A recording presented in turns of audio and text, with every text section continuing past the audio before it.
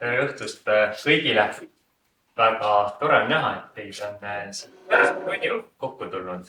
Ilusat hõimukuu oktoobri jätku kõigile. Oleme ka siin väga usinalt seda teemat siin üleval hoidmas Eesti Rahva Muuseumis. Alles siin mineval laupäeval tegime hõimuklubi väljasõidu Alutagusele ja Narva, Soome-Ugri kultuuripealinna suurele kontserdile. Aga nüüd on põhjust jällegi ette võtta selline nii-öelda plaanipärane kokkusaamine siin Alise Moora auditooriumis. Ja mul on väga hea meel tervitada siin meie juures Peeter Kehajõvit.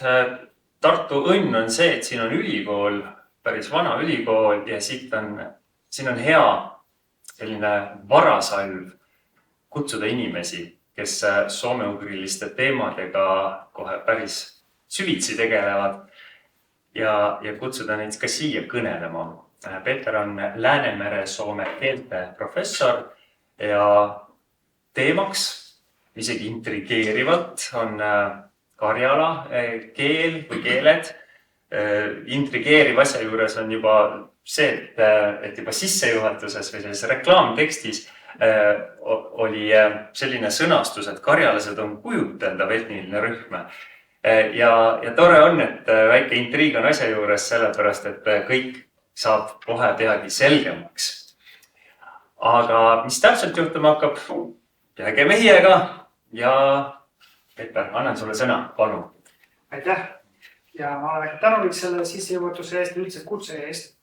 Ja pidin küll integreerima natuke selleks, et inimesed tuleksid siia, aga siin ma räägin hoopis milleski muust. Ja asi on selles, et ma olen teadlane, eks ju, ma olen keeleteadlane ja ma räägin natuke keeleteadlase perspektiivist karjala keelest. Ja siin on selline keeleteadlase jutu, mida ma püüan võimalikult arusaadavaks teha. Ja miks unustatud karjala keel?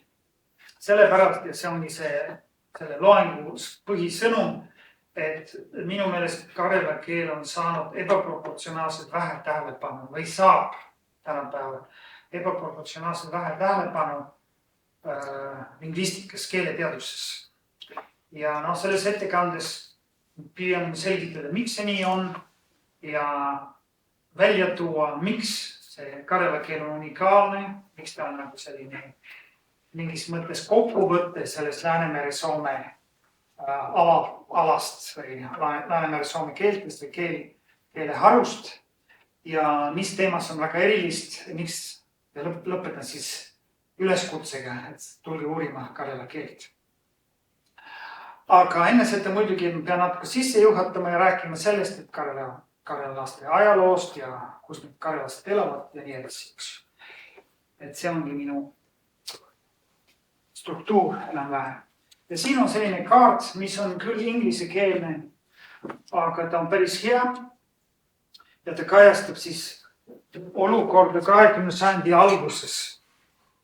See on siis karjala keele või keelte leviku kaart.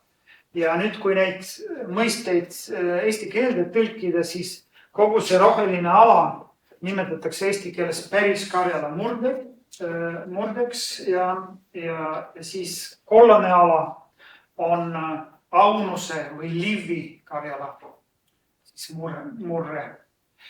Ja siin on sellised väiksed täpid, neid nimetatakse karjala keele saarteks ja või siis tütarkarjala muredeks. Ja nemad on ka rohelisega, nagu te näete, nii et nad põlvnevad tegelikult sellest alast siin. Et nad tulid 17. sajandile, rändasid välja sellest alast, mis siin jääb.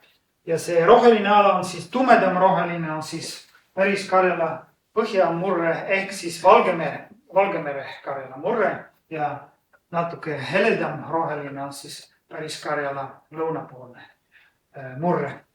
Ja nüüd viimane mõiste, mis on oluline, on see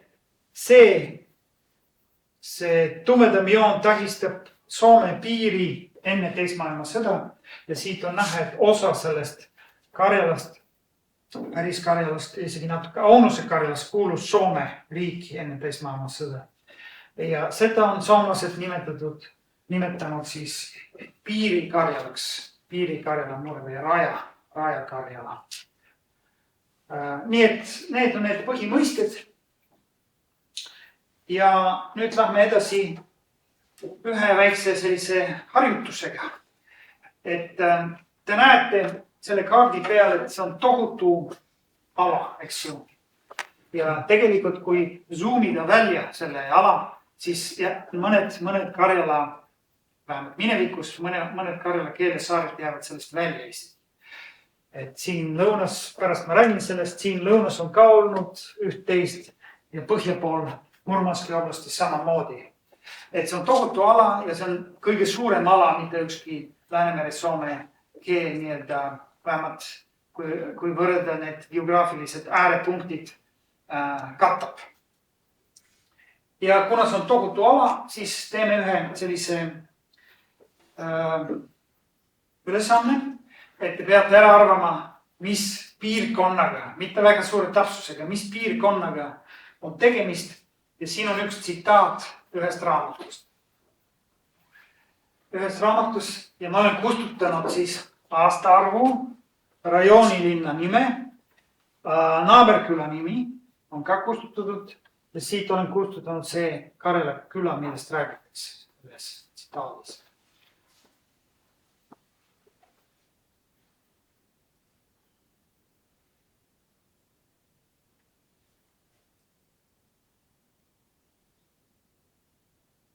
Atte on vabatahtlik. Ja ma arvan, et tegu on millegi hästi põhjapoolse alaga. Miks? Sellepärast, et see tundub, et see on seoses aasta 1919, 1920 sõja juhtumitega. See on august 19. See on väga põhjapoolne ala ja kui te oleks ära arvanud, siis mul oleks olnud veel üks vihje, kus Karjala keeles kohalik inimene rääkis, et käidi siis Norras kala püüdmas.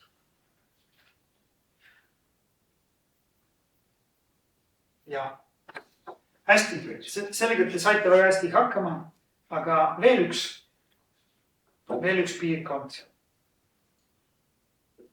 Siin on mõnede linnade nimetused kohalikus Karjala murdes.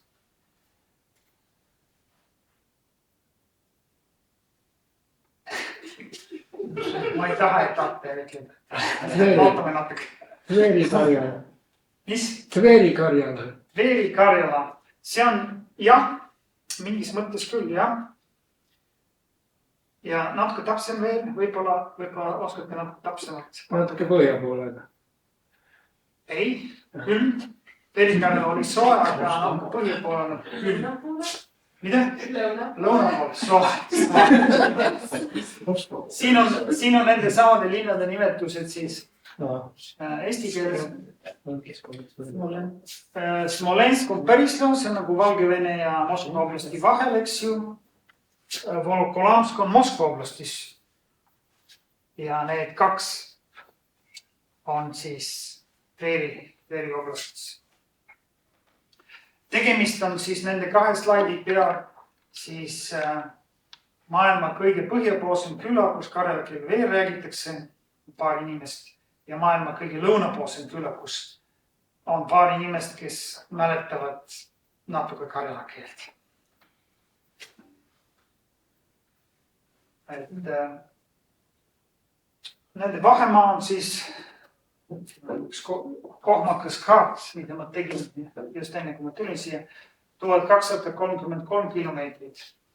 Aga kui see on siis tänapäev nii-öelda, aga kui minna tagasi siis näiteks 19. sajandi lõppu, 19. sajandi algusesse veel rohkem, või 18. sajandisse, pigem 19. sajandi alguses ilmselt vahemaa oli üle 1500 kilomeetri.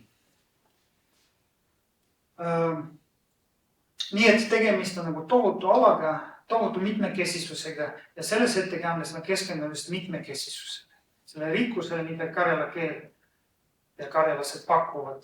Ja see mitmekesisus ei ole ainult keeleline mitmekesisus. Loomulikult, kui nad on nii kaugel üksteisest, siis keeled, murded on arenenud eri suunas, on eemaldunud üksteisest, aga see on ka kultuuriline, ökoloogiline mitmekesisus ja nii edasi.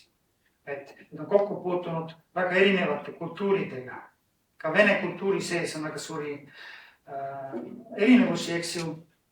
Need on kokku puutunud väga eri tüüpi venelastega, karjalased. Ja aga alustame siis kaugemast minevikust ja siin on praegu selline autoriteetne, domineeriv arusaam Läänemere soome keelte hargnemisest. Ja see on väga erinev sellest, mida me varem arvasime või mõtlesime. Üks huvitav asi on muidugi, et on see esimese järgu hargnemine on siis ranna Läänemere soome Sise-Läänemere, siis Sise-Läänemere soome ainus järgnane on Lõuna-Eesti ja tegelikult Lõuna-Eesti ja Põhja-Eesti on genealoogiliselt väga kaugel üksteisest. Aga me peame sellele alale siin keskenduma, et see Põhja-Läänemere soome jagunes siis Lääne-Soomeks, algkarjalaks ja algvepsaks. Tegelikult mõned uurijad räägivad, panevad need kahte kokku, et on mingi vaheharu siin, mis on laadoga algkeel. On räägitud laadoga algkeelest ja siis, mis omakorda siis jaguneb algkarjalaks ja vepsaks ja algkarjala järglased on Ida-Soome murded, Savo ja siis Kagu-Soome murre, on Ida-Soome murre, Isuri ja Karjala, eks.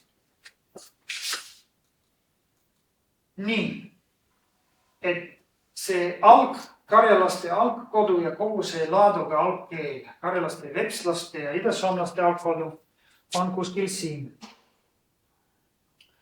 Ja sealt rännati siis laiali, kuskil algkodu oli enam-vähem sellisel kujul Saimaa ja siis laadoga vahel, kuskil esimese aastatuhande, selle meie ajaarvamuse esimese aastatuhande lõpus viimastel sajanditel.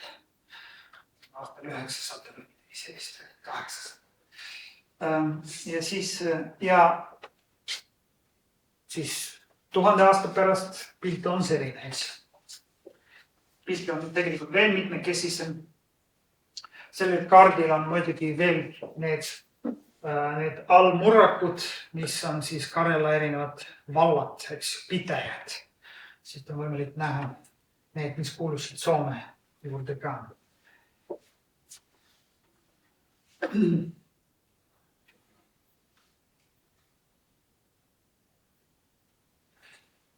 Ja karjalaste ekspansioon kulges niimoodi loomul tasa eelkõige põhja poole, ka ita ja läände.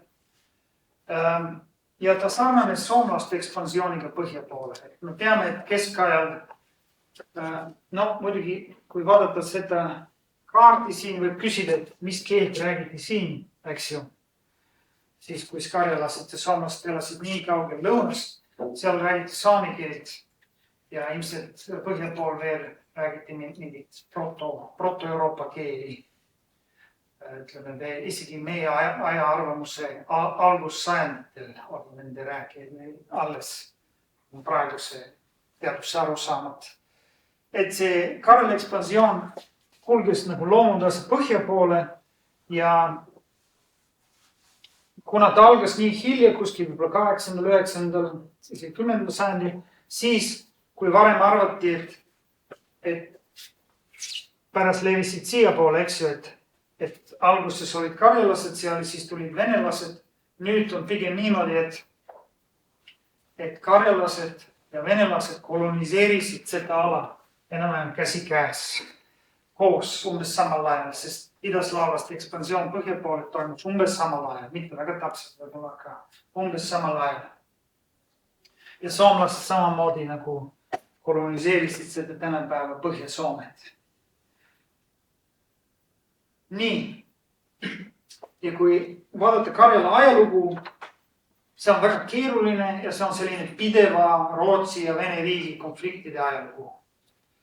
Aga selles on 2 sellist nurgakivi, mida ma tahan rõhutada, mida tuleb meelde jätta, kui üldse mõelda Karjala ajaloo peale. Üks on see Pähkinasaare või Orehovo rahu 1323, kus Rootsi ja Novgorod jagasid neid alasid.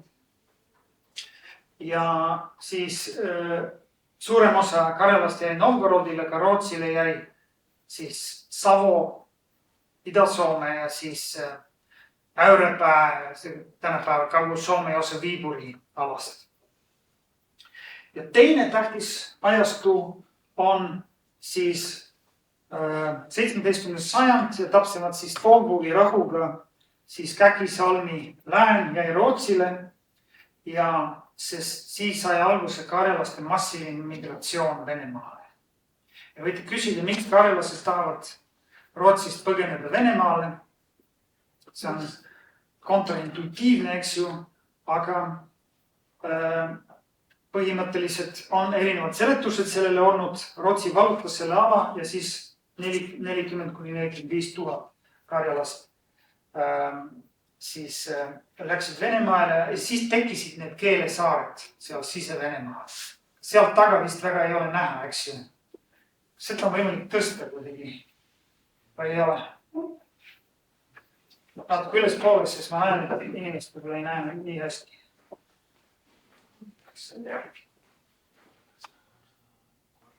Ei ole. Ei ole, selge. No, siis on nii. Et siis tekkisid need keelesaared 17. sajandil, rändas sinna palju karjalasi ja see on arvatud, et peamine põhjus, miks karjalased tahtsid ära sealt oli see 4. põhjus. Rootsi võimude usu pööramiskatset. Karjalased olid õigeusklikud ja nad tahtsid siis Venemaale, kus selles ka õigeusklikke. Aga viimase aja historiograafias see on muutunud, see seisukoht.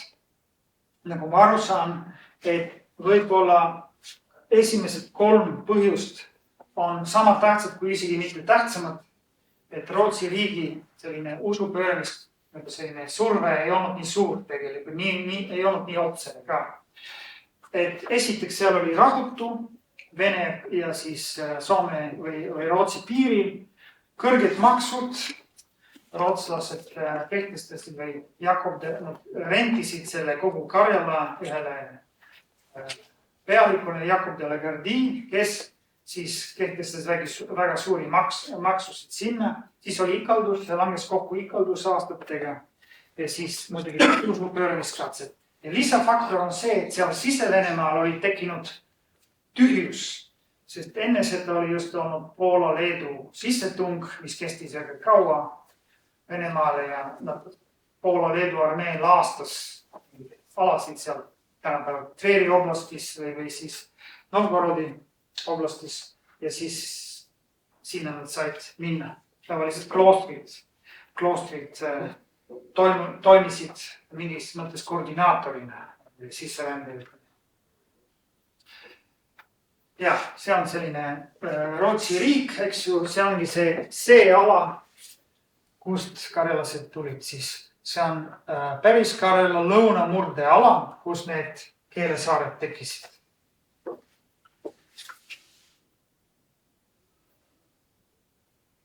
Ja hüppame 20. sajandist, see on viimane slaid ajaloo kohta, ma ei taha teid tüüdata sellega, aga 20. sajandil toimusid ka päris huvitavad asjad. Esiteks, Nõukogude Liidus tekkis karjalastel oma administratiivne üksus, mis on selles mõttes unikaalne, et ükski teine üksus Nõukogude Liidus ei ole nii mitu korda oma staatust vahetanud ega nime, eks ju. Et alguses 20. aastal oli Karjala töörahva kommuun, 23. aastal moodustati Karjala autonoomse Nõukogude sotsialistliku vabariigi. 40. aastal sellest see tõsteti, see staatus moodustati siis Karjala-Soome Nõukogude sotsialistliku vabariigi. Et ta samal tasemel kui hiljem need Eesti ja Ukraina ja Gruusia ja Valgevene ja nii edasi. Ja siis vahepeal oli Soome okupeeris kogu Karjalat ja siis 50. aastal jälle langetati selle staatuse, jälle tekkis autonoomne sotsialistlik vabariik. See on selline ainus juhtum Nõukogude ajaloos, kui mõne sellise, kui on langetatud sellise esimese järgu staatusest teisele. Ja siis 91. aastal siis tekkis Karjala vabariik Vene Föderatsioonist. Ja sellega kaasnesid nende staatuse muutusega, kaasnesid sellised territoriaalsed muutused. Esiteks siin põhja pool oli üks ala, mis kuulus Karjala, selle töörahva kommuuni ja siis Aenese vee alguses juurde Kantalahti piirkond, siis 38. aastal see võeti ära ja anti siis Murmanski oblastile. Ja teine on siin see Äänisjärve taga olev ala, mis ei kuulu nii orgaaniliselt ajalooliselt Karjalasse. See siis liideti Karjalaga 23. aastal. Ja võib-olla viimane on kõige huvitavam teie jaoks, et Nõukogude Liit mingis mõttes teatud ajajärkudel nägi vaeva, et Karjala soomestada. Mis on väga huvitav, miks nad peaksid seda tegema. Nõukogude Liidul oli selline plaan, et Soome kunagi liitub Nõukogude Liidu, siis kui revolutsioon levib igale poole, siis Karjala võiks toimida juba Nõukogude Liidu sees, on juba üks Soome, mis võiks toimuma sellise mustrina, mallina Soome jaoks. Ja siis peale sinna Karjalasse, Nõukogude Karjalasse rändas hästi palju soomlasi, Soome kommuniste, aga ka Ameerika soomlasi, kes said päris häid töökohti seal. See oli muidugi 20. 30. juba Stalin väga räigelt represseeris need soomlased ja seal elasid. Ja eriti hariduses seal oli ajajärke, kus soome keel oli kohustuslik, kõik lapsed pidid õppima soome keelt. Ja selle on olnud selline mõju eriti Põhja-Karjala murretele, mis on väga sarnased soome keelega, et nad on natuke nivelleerunud ilmselt selle kaudu, et kasvasid põlvkonnad, kes on õppinud soome keelt kodus. Et selles mõttes Nõukogude Liidu suhe Soomega, soomlusega oli selline väga keeruline. Mingis mõttes.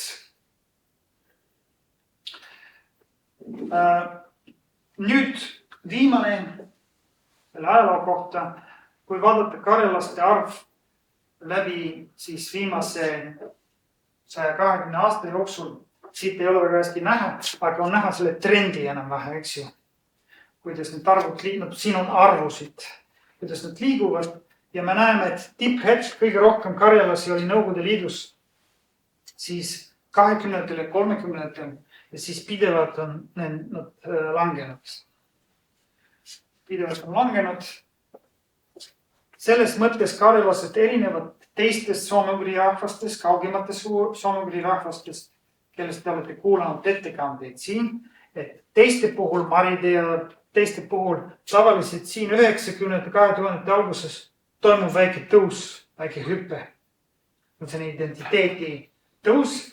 90. oli moes isegi pärast Nõukogude Liidu lagunemise siis moes olla, kuuluda mingi vähemusrahvusesse ja siis selle järgnes muidugi langus. Karjala puhul see on pidev selline languse trend.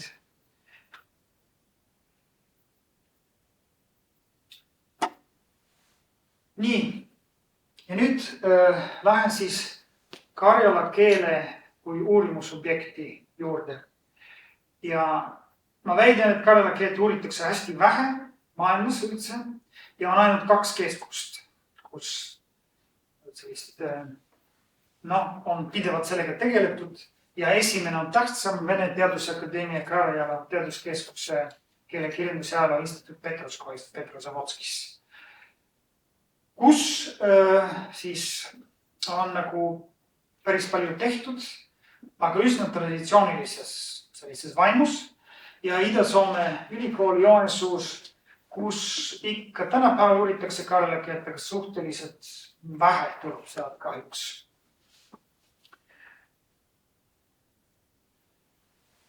Ja mis on uuritud ja mis on tehtud? Üldiselt saab väita, et karjala keel on päris hästi kirjeldatud. Et on väga palju sõnaraamatuid, kõikide peamiste murrete sõnaraamatud on olemas. On olemas sellised raamatud keelenäidetega, tekstidega. Ka Eestis on neid välja antud.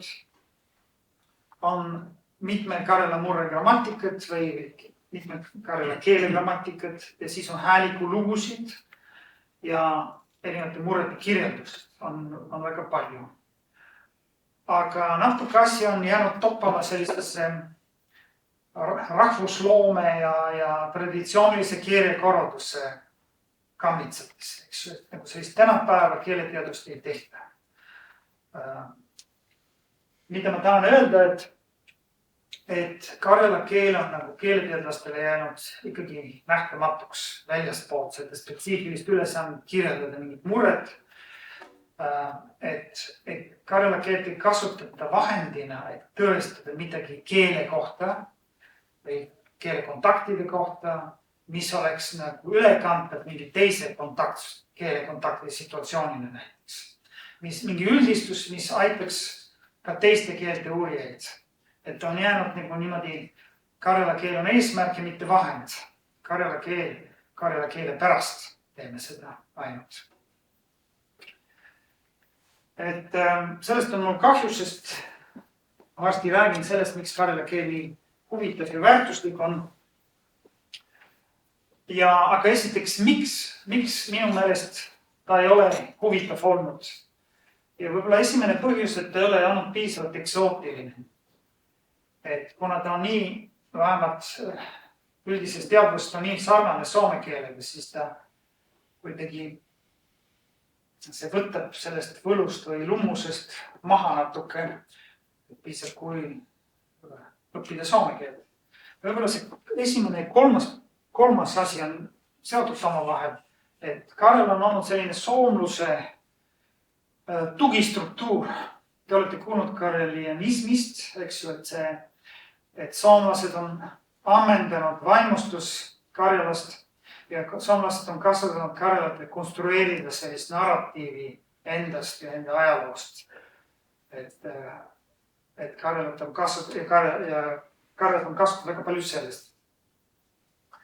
Et karjala on olnud andja, mitte saaja sellest vahekorrast soomega. Et ta on olnud siis mingi vahend ja mitte omaette asi, mis väärib eraldi tähelepanu, mis ta on täpselt sellisena, et ta on.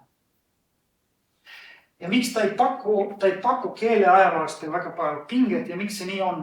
Sellepärast, et keele ajaloost on olnud huvitatud siis kaugemast ajaloost, mingite eelvormide, keelekujude konstrueerimisest, aga karjala keele ajalugu on kõige huvitavam just viimase 400 aasta jooksul. Pärast seda, kui toimus see eksodus sealt karjalast, see laiali rändamine, eks ju, väljaränne Kesk-Venemaale ja muidu pärast neid sellist Rootsi ja Venemaa konfliktide kuuma perioodi, eks ju, 17. sajandile.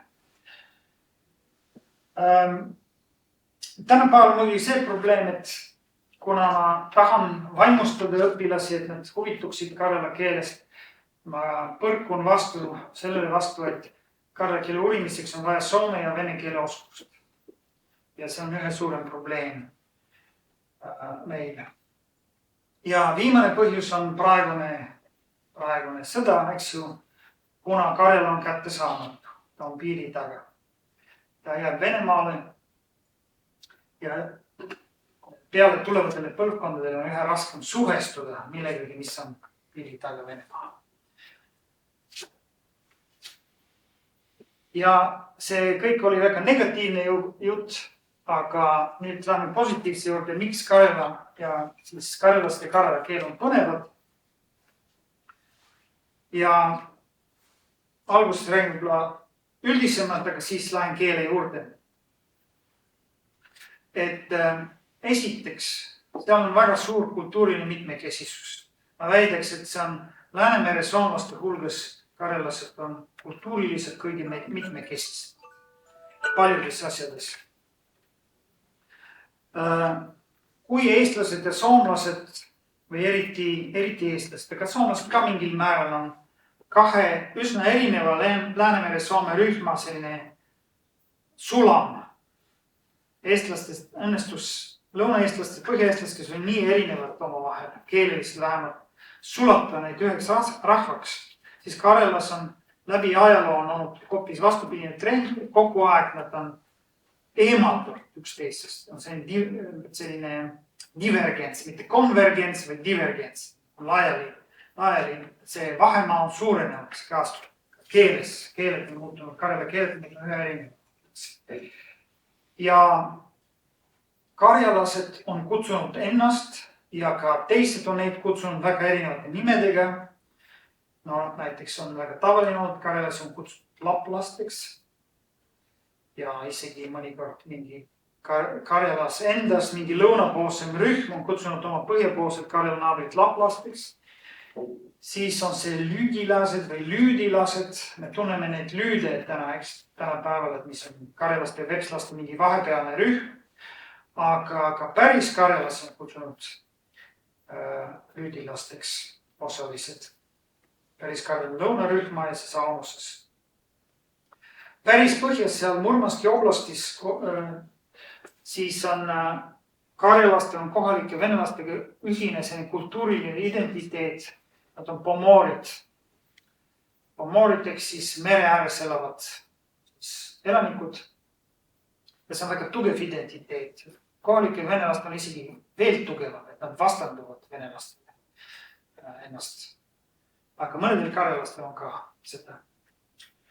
Karjalastel on enamasti õigeusklikud, aga nende, või sellist traditsioonist õigeusklikud, aga Tihvini keelesaare karjalastel on vanausulised, nõnda nimetatud vierolased nende keeles. Ja see vierolased, see tuleb vene sõnast viera, usk, usulased. Otse tõlkes on huvitav sõna, millega on tagistatud ka juute näiteks teisi usulisi ka selle sõnaga, aga nad on hakanud kasutama enda kohta ka seda.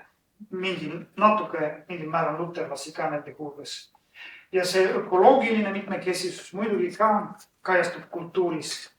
Elavad metsades, segametsades, taigas, mägises, tundras, põhjas. Ja see eluviis on väga erinev olnud meil.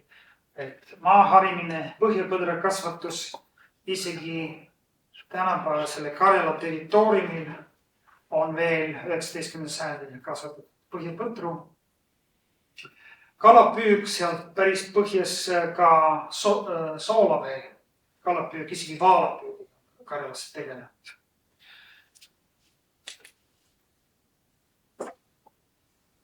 Ja peale selle neil on selline ainulaadne väljarände ajalugu, mida teistel Läänemere soomlastel ei ole. Peale need keelesaared, mida ma kaardi peal näitasin, väljapoole jääval Lääne või siis Euroopa Venemaal on igasugused muid Karjala keelesaari olnud. Näiteks Jaroslavli, Moskva, Vladimiri, Smolenski ja isegi Kaluga ja Tambovi oblastites, mis on nagu Moskvas lõuna pool, on olnud Karjala keelesaari vahel, millest on hästi vähe teada.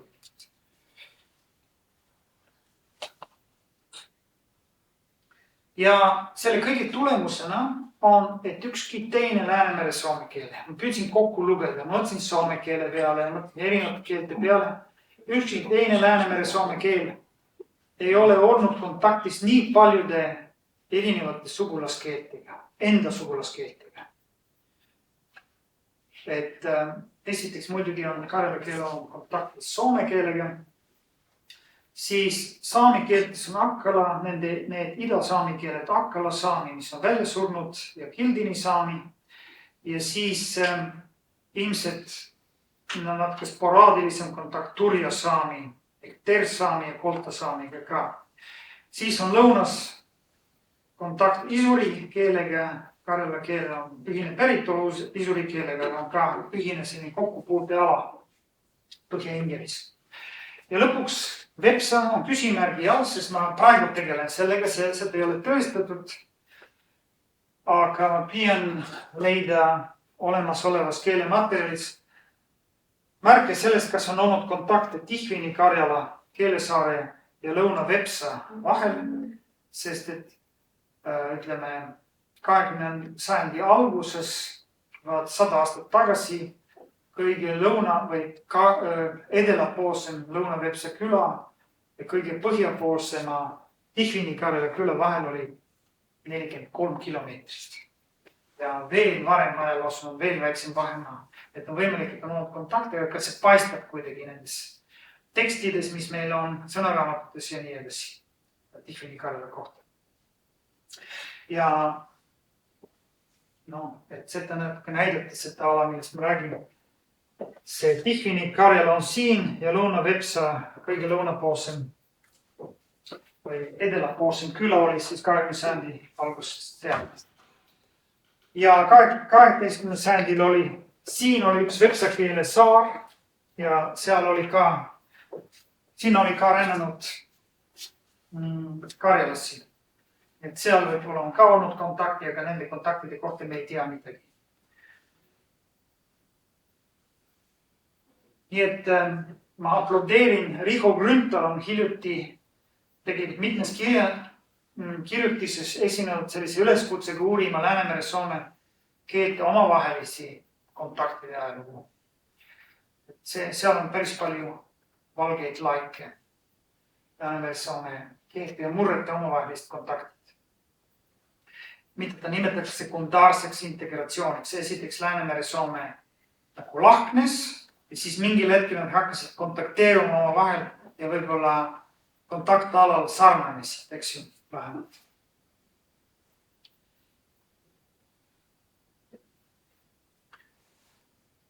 Ka mitte ükski teine Läänemere-Soome ega ükski teine uurali keel ei ole olnud kontaktis kõikide peamiste vene murretega. Et loomulikult põhjas on päris Karjala, Põhja-Lõuna-Põhja-Jaanskar on Põhja-Vene murdega kontaktis. Põhja-Vene murde on kõik, mis on, ütleme, Peterburi ja Moskva vahel, kõik, mis on niimoodi põhja pool ja siis kirde pool, Põhja-Vene murded. Need Karjala keelesaared on olnud kontaktis ka Kesk-Vene murdealaga, aga ühes uurimuses hiljuti Joža Karjala on ainult mingi 20 või vähem kui 20 kilomeetrit Smolenski oblastis, kus räägitakse juba Lõuna-Vene murret ja me püüdsime leida märke sellest Joža Karjala materjalis, kas seal on mingit märke kontaktist Lõuna-Vene murdega, seal on üht-teist. Et ilmselt Joža Karjala on olnud ka Lõuna-Vene murdega kontaktis olnud.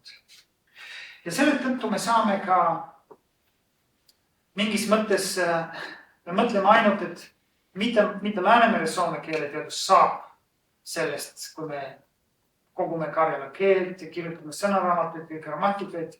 Aga me ei mõtle kunagi, et tegelikult ka vene keeleteadus võib meilt midagi saada. Et näiteks meil on Läänemere-Soome keeleteadus tohutult palju antud välja raamatutena sellised keelenäiteid, tekstid. Tekstid, mida on kogutud, ütleme, 19. sajandist kuni 21. sajandi alguseni ja nad on ilmunud ja siis nendes tekstides sees tihti on mingid vene, see informant vahetab keelt vahepeal. Seal on interferents, kastab vene sõnu, vene fraase, vene lauseid, terveid juppe vene keeles ja see materjal, mis on vene keeles, on huvitav ka, kuigi me ei ole kunagi mõelnud, me võiksime seda millekski kasutada. Sest vene murde uurimuses ei ole seda traditsiooni, et antakse välja keele näiteid ja tihti need vene kontaktmurded, millega Läänemere-Soome keeled ja murded on olnud kontaktis, ei ole nii hästi kirjeldatud. Et tegelikult me võime seda materjali, mis on meie keele näidetes kasutada, et öelda midagi selle antud vene murde või murraku kohta, eks ju. Ja samamoodi need vene dialektoloogid ei tule selle peale, et kasutada meie, ma mõned ei oska, eks ju, Läänemere-Soome ega eesti keelt, eks ju. ja selles artiklis teeme natuke ka seda, et me ütleme midagi kohta ka selle kohaliku vene murde kohta, kus Georgi karjala keelt räägiti. See on ka selline võimalus, mida saab kasutada. Miks karjala keel huvitav on ja miks karjala keele materjalid huvitav. Ja kuna see kokkupuuteala vene keelega on nii tohutult suur olnud erinevate kultuuriareaalidega, siis vene keel on toimunud väga erinevate laenude vahendajad karjala keelega. Ja siin on üks näide Kolvitsast, millest ma võin kohe anda vaatama, kirjutasime sellise raamatu siit alustada. Selle kõige põhjapoolsema karjala murraku siis murrakust ja siis me võime vaadata, millistest teistest keeltest on tulnud laene Kolvitsa karjala murdesse ja siis siin on 5 sõna selles murdes. Esimene on tulnud mingisugusest idasaami keelest, kas kildini või turjasaami, aga vene keele vahendus. Pertui on kohalikus Pomori vene murdes väike tursk. Teine sõna ka vene keele vahendusel on mingi selline kaigas, millega aetakse neid põhjapõtru kuhugi, eks ju. Ja see on laenatud kohalikus vene murdest, aga sinna ta on laenatud hoopis siis neenetsi keelest. Ja kolmas sõna on jälle selline, need on sellised spetsiaalsed saapad, millega siis põhja inimesed käisid. See on sõna, mida laenati siis Pomori vene murdes, kuhu ta tuli Izvakomi keelest. See kõik on muidugi selles raamatus. Aga Izvakomi keelel tuli siis hoopis neenetsi keelest. Ja 4. sõna on hoopis norra keelest, see on ühe spetsiaalse paadi nimetus ja 5. sõna hollandi keelest. Et need asjad, mida te näete, kajastavad nende kolvitslaste suhteid läbi Valgemere ja Barentsi mere kogu väga suure areaaliga, eks ju. Kõik see toimus kohaliku vene murde vahenduses, siis kohalik vene murde oli konkreetselt selle külla puhul, kohalikud vene murded on vanemad, kui see karjala keel seal räägitakse. Ja mingi sellist nimekirja saame teha ka muudel aladel, kus karjala keelt on räägitud.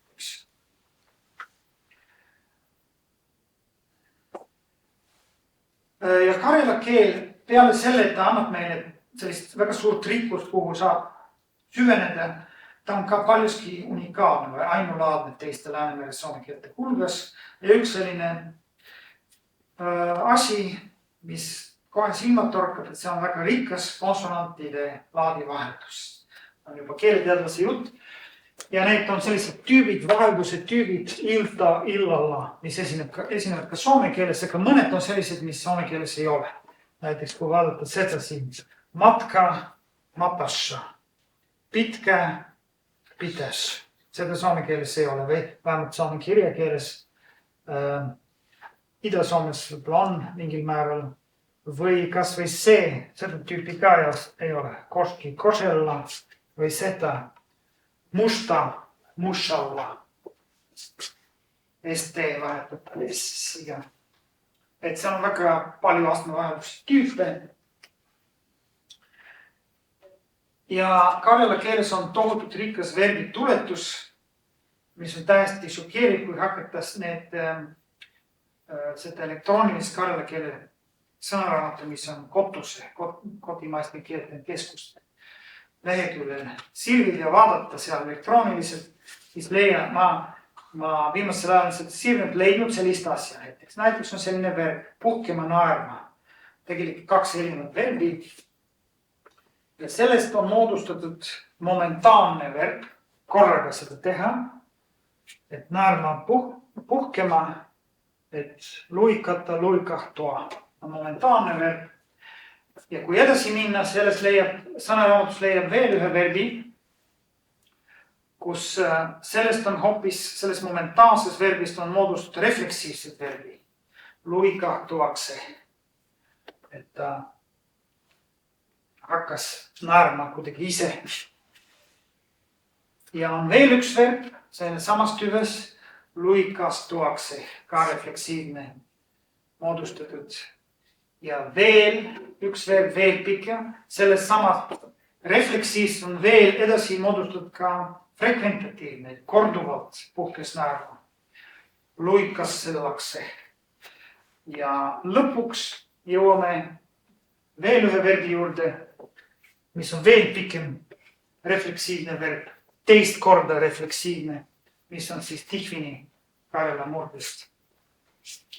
Et see on selline tohutu meri, sügav meri, see Karjala keel, kus ja me ei tea väga hästi, keegi ei tea, kuidas need jagunevad täpselt murdeti. Selle sõnaraamatu sees on keele näiteid ja siis on näidatud, et mingi lause, aga me ei tea, kas teistest ei ole seda, seda sama verbi.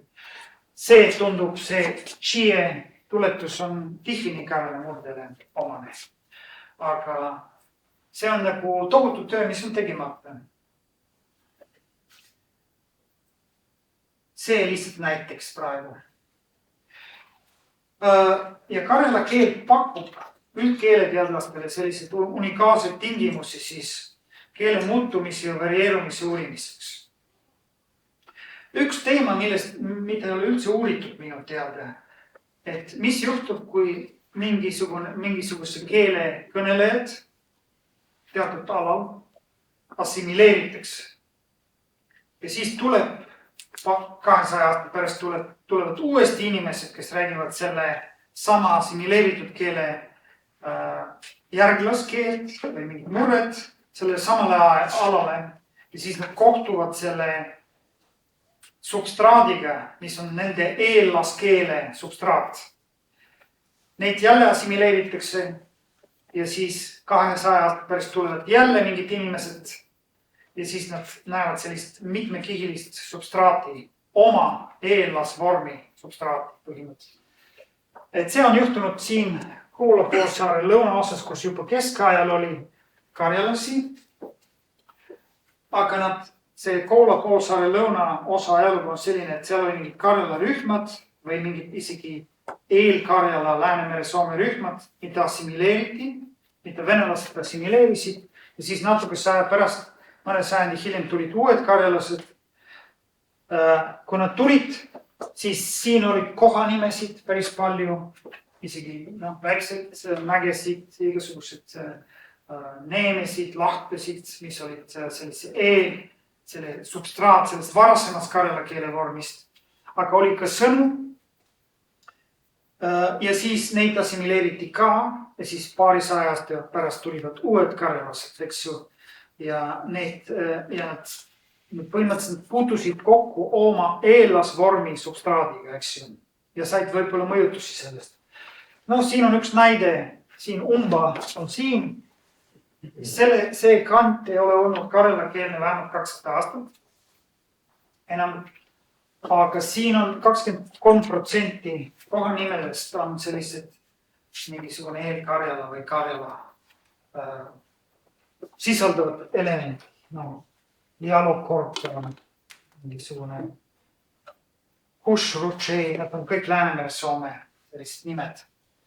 Ja näiteks meie materjalis on ka selliste sõnadega on juhtunud see kolvitsa karjala keeles on sõna nagu kerpatšu, mis on selline lehtide ja oksakind koduloomade söödana kasutatakse seda, mis on laen kohaliku vene murde kerpatš või kirpatš, mis on omakorda laen mingist karjala sõnast kerpu. Et selliseid asju ei ole väga palju uuritud, kui keel kohtub nii-öelda oma eellasega läbi substraati mingisugusest mittesugulaskeelest, vene keel.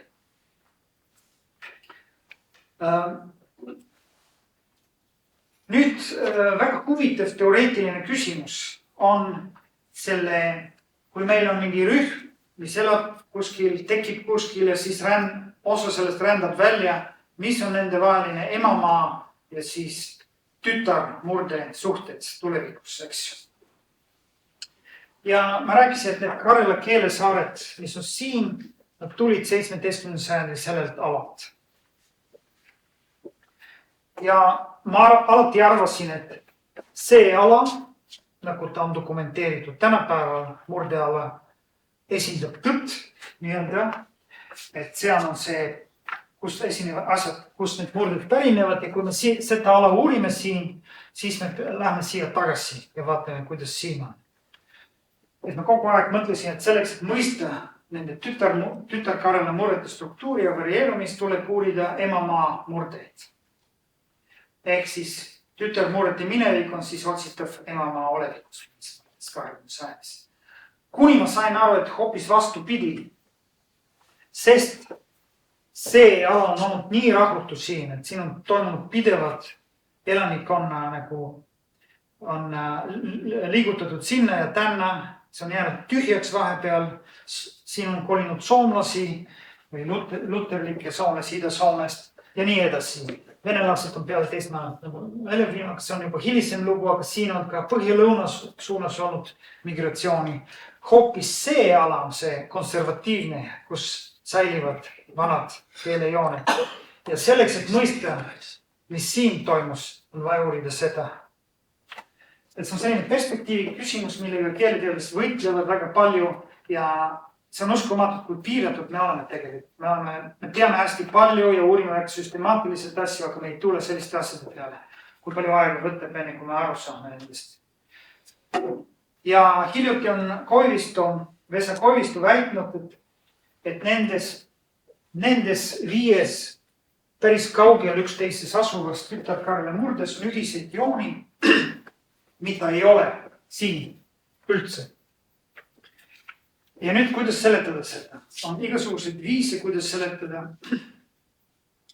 Üks võimalus on eeldada, et kui nad rändasid siia, siis siin oli alguses mingi selline ala, kus nad elasid ja siin tekkisid sellel ajal mingid innovatsioonid ja siis nad läksid lahku või nende vahel tulid venelased ja nende innovatsioonid on püsinud siin, aga nende innovatsioon ei ole pärit siit, et see tekkis alles siin. Et oli mingisugune tütar-Karela algkeel. Teine võimalus on öelda, et innovatsioon tekkis ühes murdes ja siis ta levis teistes, aga ta ei levinud tagasi emamaale. Kolmas võimalus on öelda, et joon oli ka emamaal, aga ta kadus ja säilis ainult tütarmurdes. Ja viimane võimalus on öelda, et me otsime emamaad hoopis valest kohast. Et emamaa on kuskil mujal. Ja ma arvan, et kõik peavad paika välja arvatud. Selle esimese kohta ei ole tõestatud, et see nii oleks, aga punkt 2, 3 ja 4 on õiged mingil määral. Ühes selles samas artiklis me väidame, et ilmselt nende vahel on olnud kontakti veel 19. sajandil. Et nad on mõjutanud üksteist ka suhtelist hiljuti. See, et emamaa joon kaob, on täiesti loogiline, sest siin on olnud rahvastik on vahetunud. Ja viimane on huvitav ka, et oleme emamaad otsinud vales kohast ka peab paika, sest kogu aeg arvati, et tütar-Karela murded põlvnevad päris Karela lõunamurdest ja punkt. Viimasel ajal on hakanud leidma jooni tütar-Karela murdest, mis on pärit Aunuse Karelast. Ja nüüd on küsimus selles, kas see teeb asja veel keerulisemaks, et kas need Aunuse Karela murded ei ole mingisugune Aunuse Karela mõju, mis on siin olnud varem, mis siis pärast migratsiooni on kandunud siia, aga siin on kadunud, või oli migrantide hulgas Aunuse Karelas. Et see on lihtsalt näiteks, kui keeruline see asi on tegelikult.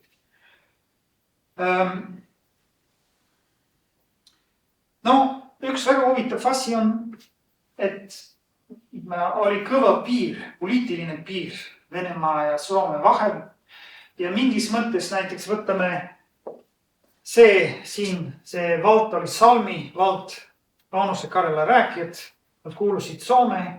20 alguses seal oli üle 90% oli seal karjalasi, aga juba 30 lõpus oli alla 80%. Soomlast oli sinna kolinud, nad elasid Soomes. Aga üle piiri, Vitele, Murre, see on olnud kogu aeg Venemaal.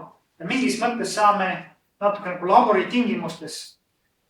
Uurime ühte Murret, aga ükskord ilma Soome mõjuta ja ükskord ilma Vene mõjuta. See on muidugi ideaaltingimustes, päris nii ei tööta. Aga põhimõtteliselt meil on see võimalus. Kuna on olnud kõva poliitiline piir ja saame sama Murret uurida väga erinevates tingimustes. Siis karjala keeles on väga suur ja osalt täiesti seletamatu variatsioon. Ja kui me räägime variatsioonist, me mõtleme tavaliselt geograafilisest variatsioonist. Et ühes külas räägitakse ühtemoodi, aga 20 kilomeetrit sealt eemal hoopis teistmoodi, aga ka sama küla murdes on hästi palju variatsiooni. Siin on mõned näited sellest Kolvitsa kõige põhjapoolsemast külast, kus sama väga tavalise tähenduse väljendamisel on 2 verbi. Osad see variatsioon peegeldab seda, et nende Kolvitsa esivanemad tulid erinevates kohtades Karjalast. Aga kuidas on võimalik, et 120 aastat elasid ühes külas koos, et see keel ei sulandunud kokku, et jäid siis erinevad, näiteks arusaama on 2 verbi, töötama on 2 verbi, mõtlema arvama ja isegi terme ja tšokka, nad esinevad erinevates muretes Karjalas endas, Küngas, aga nad esinevad Kolvitsa külas mõlemad ja isegi sama referendiga, et sama väikest Küngas kutsutakse erineva nimega. Jürkil on tšokka ja Jürkil on terme. Ilmselt kuna need naabrid tulevad erinevates kohtades Karjalast. Algselt. Nende vanemad tulid erinevates kohtades. Ja isegi sama kõneleja keeles. Siin on 2 sellist näidet, kus see on üks ja sama informant, kes kord ütleb Morsjemen poolest, mõrs ja pruudi poolt ja teine kord Morsjem poolest. Mõlemad on võimalikud Karjala murretes, aga miks üks kõneleja kasutab erinevaid grammatilisi vorme. See on ka väga huvitav. Puudutas on 2 lihtminevikku, nõnda nimetatud kontraheeritud verb šiipasi nagu hüppasi ja hüppai. Ja mõlemad esinevad ja antud juhul mõlemad sama kõneleja keeles. Nüüd selle viimase kohta, see on väga põnev näide, kus meil on lihtminevik, 2 erinevat lihtmineviku vormi. Ja see näide ütleb meile päris palju. Üldse võiks mõelda, kuna need Läänemere Soome, Venemaa Soome keeled ja murdid on elavad isolatsioonis praegu. Nende ümber on vene keele rääkijaid, kuidas keel muutub isolatsioonis. Et vanasti keel muutus niimoodi. Siit algas mingi innovatsioon. See lühike vorm, makai. Mis see on? Makai. Magas asemel makai. Tekkis siin Vaunuse murde ala ja siis kuskil hästi ammu, 800 aastat tagasi. Ja siis ta hakkas levima põhja poole, ta oli väga tugev alguses. Ta täiesti asendas seda si-vormi siin Karjala lõunaalal. Aga mingil hetkel signaal muutus ühe nõrgemaks. Ta hakkas see si-vorm konkureeristada ühe tugeva ja lõpuks ta vaibus. Siin põhja poole on ikkagi see si-vorm ikkagi tavalisem. See on see, kuidas muutused, innovatsioon levis vanasti. Siis kui oli selline sidus, ühtlane keeleala.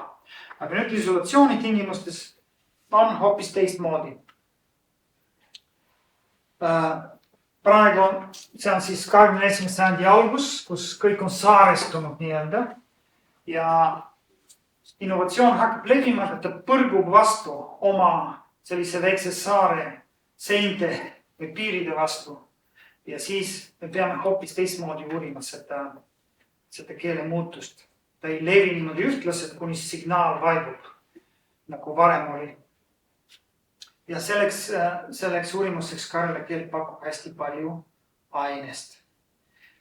Nüüd ma pean lõpetama. Siin on veel üks slaid, see on vist viimane, aga see slaid näitab seda, et on selline asi nagu sisekadu ja lõpukadu. Et just nende äärealadel, siin on üks Karjala murret, mille viimane rääkija suri kuskil 60-ndatel ja siis on Joža Karjala, kus on väga kaugele edenev, kõige kaugemale edenev lõpukadu. Et see lumi asemel on lumm ja immeme asemel on imme, isegi lühikese silbi järgi on kadunud vokaal, et see on muutunud hästi lühikeseks. Miks just äärealadel on see just natuke mitte vahepealsel alal? Ka huvitav küsimus, mis on ilmselt ka kuidagi isolatsiooniga seotud. Jah, see ongi minu üleskutse nüüd uurigem Karjala keelt. Ja Tartu Ülikoolis on oivalised tingimused selleks, sest meil on meie arhiivis on hästi palju digitaliseeritud vanu materjale. Näiteks mina hakkasin Tihvini Karjalaga tegelema, mis on võib-olla kõige vähem uuritud nendes peamistes Karjala murretes keelesaartest. Ja ma leidsin, et Tartu Ülikoolis on 14 diplomitööd, mis tegelevad ainuüksi selle Tihvini Karjala murdega. Ja huvitaval kombel välismaad kasutatakse seda meie arhiivi suhteliselt vähe. Peame võib-olla rohkem reklaami tegema, aga see on selline aardelaegas täiesti see meie arhiiv, kui me tahame uurida siis Karjala keelt. Ja see on kõik minu poolt. Suur tänu.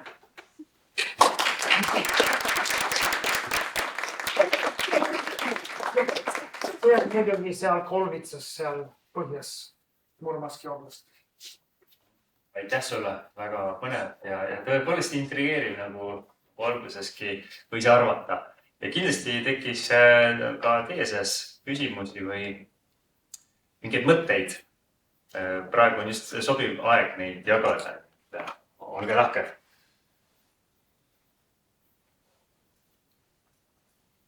Jaa, palun, Madis. Aitäh. Ma näitan neile, et selle 17. sajandi väljarännuga seoses, kas need Rootsi ala nii-öelda soomekeelsed rühmad, kui palju seal seda Karjala juurde? See protsess oli tegelikult samadel alustel, mitte ainult ida suunas või Venemaa sisse, vaid ka tegelikult Skandinaavia suunas. Sa mõtled, et karjalased põgenesid Rootsi sisemaale? Nad ei põgenenud, aga neid ka motiveeriti sinna minema. Nad olid alepõletajad ja nad said seal Põhja-Rootsis seda sama eluviisi edasi. Ja, see on tõsi, et aga nad ei olnud karjalased, nad olid tänapäeva mõistes savu. Need Põhja-Rootsi, need metsasoomlased, need soomlaste keelesaared seal Skandinaavias, nad tekkisid samal ajal ja sama nähtuse tulemusena, aga nad olid luterlased, savolased, kes siis läksid sinna Rootsi ja Norrasse, eks ju. Et õigeusklikud otsisid pääsemist sealt itta ja siis savolased läksid siis läände. Aga siiski kveenide kohta ma olen ka mingit Karjala juttu kuulnud. Vaat seda ma ei tea. Jah, see on võimalik. Kveenid. See, mida me teame kindlasti, et nende pere Pohjola murretes, Soome murded ja siis ka Kveeni murdes on sellised Ida-Soome jooni. Aga standardselt neid seletatakse pigem selle Savo migratsiooniga ja mitte Karjalaga. Aga see on võimalik.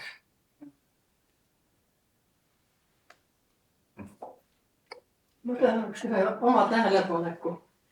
Mul oli 2000. aastate alguses oli palju Ida-Soome Joensuin selle ümbruse turismirühma, kes tulid nädalaks siia Eestisse sanatooriumi. Ja kui oli see rühm, kes oli täiesti sealt Venemaa poolt tulnud Soome, siis neil oli teine temperament. See bussitäis oli nii elav, kiire rääkis, see keeleküla oli ehtne karjal, sest inimesed olid tegelikult vanad. Või sa mõtlesid, et seal 2000 olid kuskil 80, 70, 80 ringist, siis neil oli hästi palju veel seda, sellest oma kodust kaasa võetud keelt. Ja nad rääkisid soome keelt, aga see, kuidas see kõlas, see temperament, et ma ei teadnud, kus rühm on, aga kui see täisvalgus, siis oli selge, see on jälle ida osa rühm, sellepärast, et kesk ja need olid teistmoodi. Aga ma ei osanud tookord seda keelt jälgida nii palju, lihtsalt keele kõla ja kuna ma aru nii sain, mida nad rääkisid, et seal ei olnud päris selliseid sõnu, millest nagu üldse aru ei saanud. Eks nad olid ka juba nii kaua elanud Soomes, aga midagi oli neis see, mis oli nende endi oma ja mille nad siis kauda kaasa võtsid.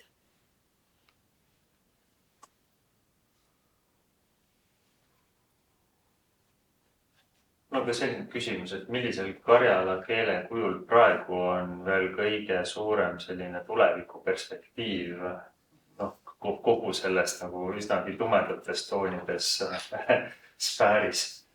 Jaa.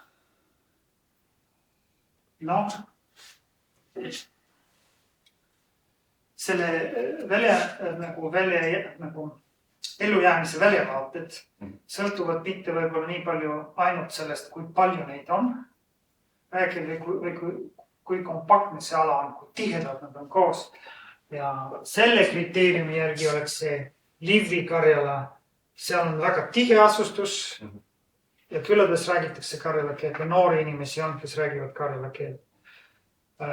Siin põhjus on olukord üsna kurb. Seal on ikka palju, aga see on suurel alal ja väga hõre. Aga üllatavalt kombel ma ei ole mingit arve näidanud, aga kogu aeg 20. sajandi alguses siin oli 2 korda rohkem karjala keele rääkijaid kui kogu Karjalas. Et Veeri Karjalas oli rohkem karjala keele rääkijaid 20. 30. kui Karjalas endas. Ja tunduvad palju rohkem ja ka peale teist maailmasõda see kestis kaua, aga see on väga sellise kiiresti välja surnud, et praegu siin vähe, aga huvitavalt kombel Tihvini Karjalas, keda see on olnud alati väike rühm, et ka siiamaani, ka tänapäeval on veel sellised 40-aastased, kes räägivad karjala keelt. Ja see on võib-olla seotud sellega, et on vana usulised. See hoiab kokku võib-olla natuke rohkem. Kena, aega veel natuke on, kellel on ka veel, et ärge hoidke endaga.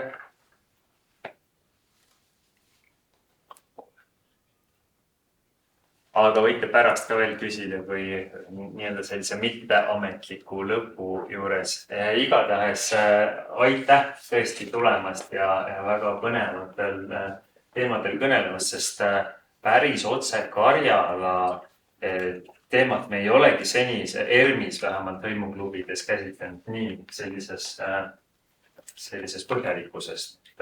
Nüüd sai ka see selline natuke nagu valge läikkaardid mõnes mõttes ära täidetud. Ütlen kohe praegu ära, et meie järgmine hõimuklubi ka veel toimub sel aastal novembris, 20. novembril tuleb meile ka Tartu Ülikoolist Arnita Agrita Humalas kõnelema Liivi ajakirjanduse ajaloost ja rollist Liivi rahva kultuurielus. Nii et olete ka siis kindlasti oodatud, aga Peeter, sulle väike kingitus meie poolt Eesti Rahva Muuseumilt. Nii et ja suur.